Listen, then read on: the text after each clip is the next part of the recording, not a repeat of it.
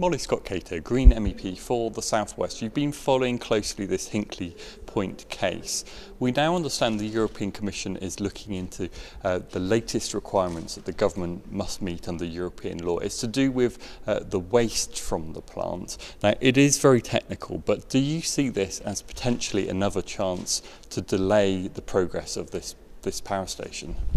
Well, I've said right from the start that the sums just don't add up over the new Hinkley proposal, and one of the things I raised with the Commission at an early stage was who was going to pay for the waste disposal.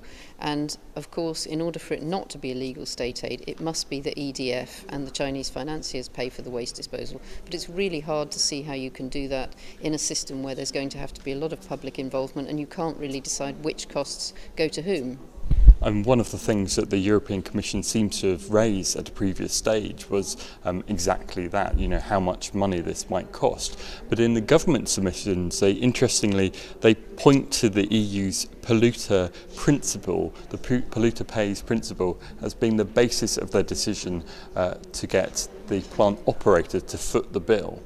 If that was the case, is that a correct direction of travel for them to take, in your view, even if you don't agree with the nuclear power plant as a whole?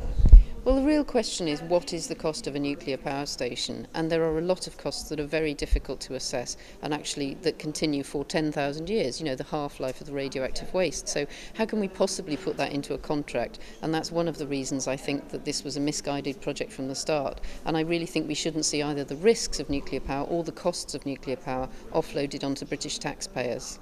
As we know, the European Commission has already cleared the UK to go ahead when it comes to the so-called strike price. On that basis, what options do you have left to still pursue this, to object to this power plant?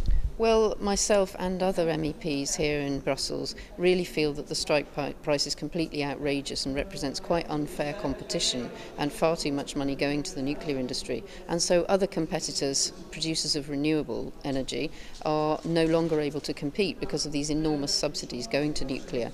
And we have the Austrian government already saying it's going to take legal action. We're encouraging other governments to get involved in that. And just yesterday I was approached by a German organisation which is willing to fund a legal case should that be taken by renewable producers in the southwest. So I'm working with others to try and find people in the southwest who feel they're facing unfair competition now and encourage them to take legal action, because I think this decision by the Commission is damaging and actually illegal. From your point of view and the point of view of your colleagues, Green colleagues out here in Europe, do you see Hinkley Point as rather a test case, that if it goes ahead, there are broader, wider implications than the considerable implications for the southwest of England? Well, this decision to move back to nuclear is very much a decision that the British government is taking, which is not supported by other European countries who have decided to take the clean path towards a sustainable future and encourage renewable investment. So they're very worried about the fact that if Britain goes down this road, then the nuclear industry will expect similar support in other European countries. And that's why we're working together to try and challenge this as an illegal ruling from the Commission and to stop the Hinkley project going ahead. This is potentially a major employer for the southwest of England. It does have a lot of support.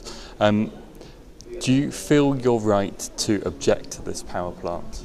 There are lots of studies that show that actually renewable generation creates more jobs per kilowatt hour than nuclear, and so the jobs argument does work on our side, and also it's just too much of a risk in terms of money and in terms of nuclear pollution. There are much better ways of creating jobs in the southwest. If we invest in Hinkley, we'll divert all that innovation that needs to happen in wave power, in wind power, and we won't be making the investments that we need to make for a clean energy future.